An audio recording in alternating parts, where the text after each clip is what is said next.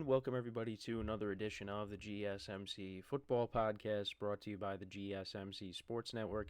As always, I'm your host, Kenneth Grunfelder, and it's great to have you guys here on this Thursday, August 8th.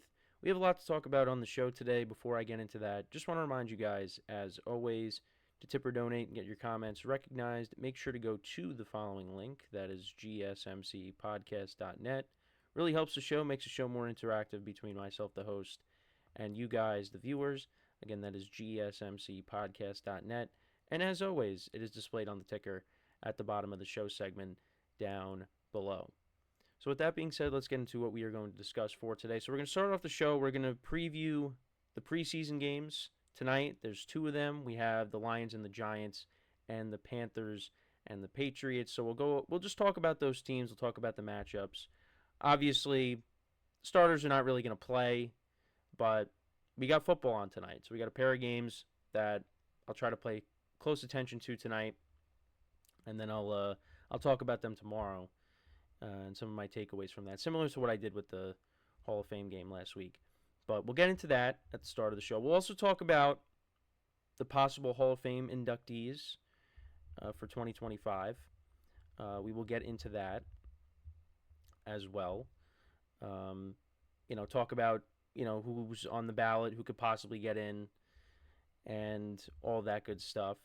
And I'll highlight at least one of the players that is controversial, but I just wanted to get into that discussion. Then in the third part of the show, we'll talk more about the Nick Sirianni-Jalen Hurts relationship, because there was more reports that came out, and he was asked about it, and Jalen Hurts, and he talked about it in a press conference.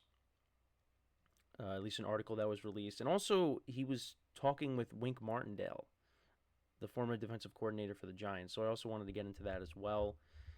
And then we get into talking about the receiver rankings. We'll talk about the NFC North. So I'll get into that. And then in the final part of the show, talk about Josh Allen's recent comments on Stephon Diggs leaving and going to the Texans. So let's get into the first topic, which is talking about the preseason games for tonight. So like I said, we got a couple of games, Lions and the Giants, Panthers and Patriots. These games will both be played at 7 o'clock Eastern Time. The Panthers-Patriots game will be on NFL Network. And I believe the Giants and the Lions, that'll be, well, at least on my NBC channel, where I am. But yeah, so, and the Lions, the Patriots are favored by 6.5, and the Giants are favored by 3.5, and there's bad weather on both sides. Just on the East Coast, the weather has been terrible as of late. But like I said, we're not going to see the starters play, but we'll talk about the Patriots and the Panthers first. So obviously, these two teams were picking in, well, they would have been picking in the top three, but the Bears had the number one overall pick because of the trade that they made with the Panthers last year. These are two teams that are coming off of disappointing seasons. And for the Patriots, it's a new era for them. With Gerard Mayo now as the head coach, there's no more Bill Belichick. And you have a new quarterback. Now, that young quarterback, Drake May, is not going to start right away, it seems. Jacoby Brissett's going to be the starter. So I would imagine that he would play tonight. I'm not really sure who's playing and who's not. But it looks like Jacoby Brissett is going to be the starter, at least in the beginning of the year. And then Drake May could possibly take over at some point during the year. Now, I still think this team is going to have a good defense. Offensively, that's where it's going to be a problem, because they don't really have a ton of playmakers on that side of the ball. Now, they were in on the Brandon Ayuk sweepstakes, but supposedly he did not want to go to New England. And I know when I talked about the trade rumors yesterday, I was saying, well, why would he want to go to New England? Well, there were reports that he did not want to go to New England. And New England would, they were going to give him the contract. He was going to be the number one receiver, but he didn't want to go there. So right now, you got Kendrick Bourne, you got Juju Smith-Schuster. They drafted a Jalen Polk. You got Hunter Henry. You brought him back. Ramondre Stevenson, you gave him a big contract. But there's a lot left to be desired on the offensive side of the ball. And I just think the Patriots, it's going to be another tough year for them. And then for the Panthers, they have their guy going into his second year in Bryce Young. And he's coming off of a rough rookie season. The Panthers were not good. They were one of the worst teams in football. Well, they were the worst team in football because they ended up getting the number 1 overall pick. But the Bears had it because of the trade that they made, like I said before. So, right now, drafting Bryce Young doesn't look good. But they at least went out and they tried to improve this offensive line. They tried to improve the running game and the receiving core through the draft and through trades. They got Deontay Johnson, Xavier Legette, who they drafted. Jonathan Brooks, the rookie running back, is hopefully coming back towards the end of the first quarter of the season. Week 3, week 4. Because that contract they gave to Miles Sanders was not good. So he might be, who knows, he might be on his way out. Because Chuba Hubbard looks like he's going to be the lead back as of right now. And they traded Brian Burns to the Giants. They got a new head coach who did well as the offensive coordinator for Tampa last year with Baker Mayfield. So the Panthers are hoping that Bryce Young has a better year 2. Well, a better year in year 2. And yeah, I don't really know what to expect. But I do expect the Panthers to still finish with the losing record. I still don't think they're going to be very good. But this is kind of the make or break year for him, I feel. If he puts up similar numbers to last year, the Panthers are in trouble.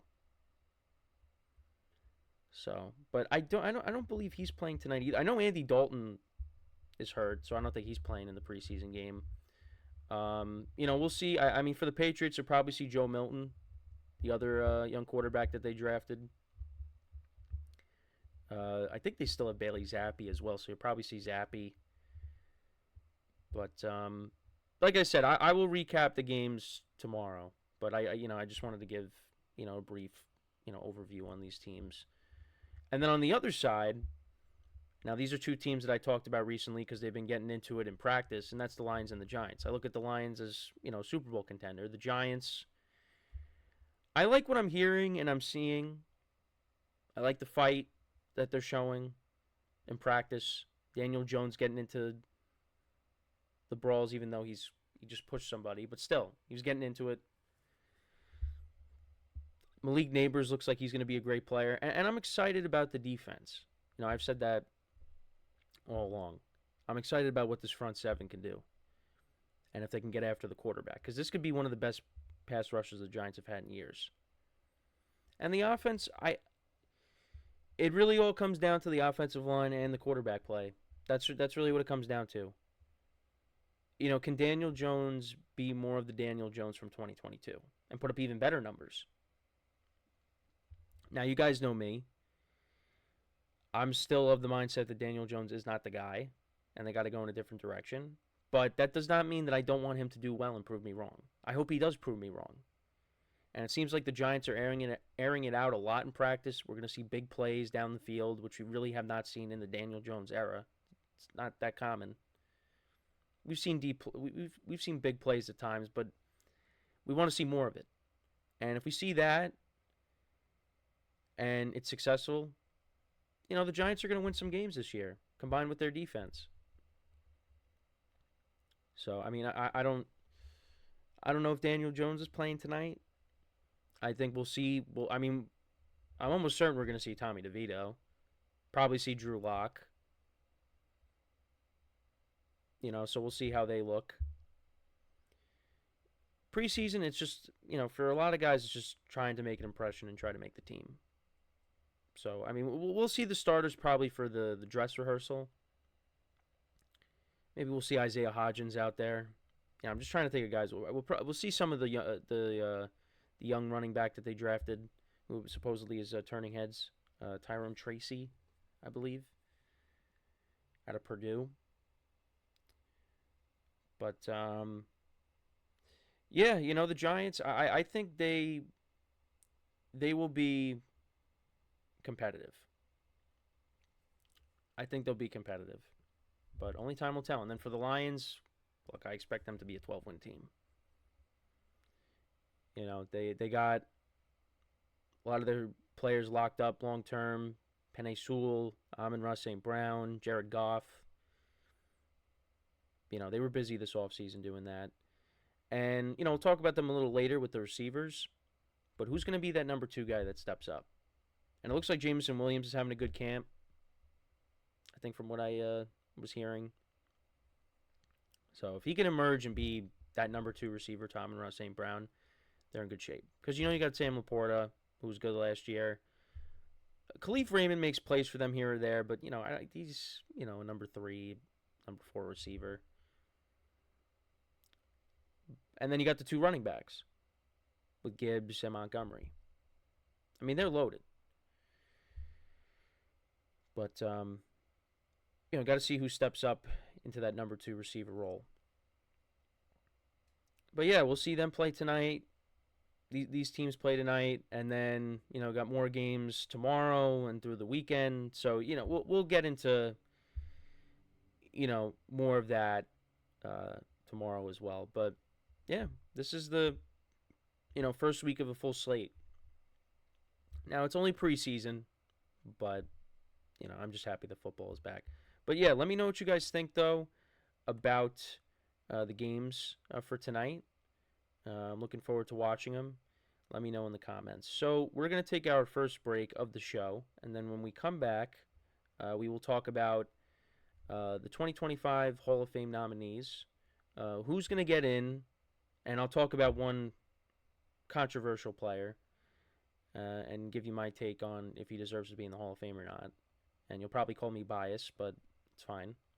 So that's what we'll do when we come back from our first break of the show. So with that being said, stick around, and we'll be right back here on the GSMC Football Podcast.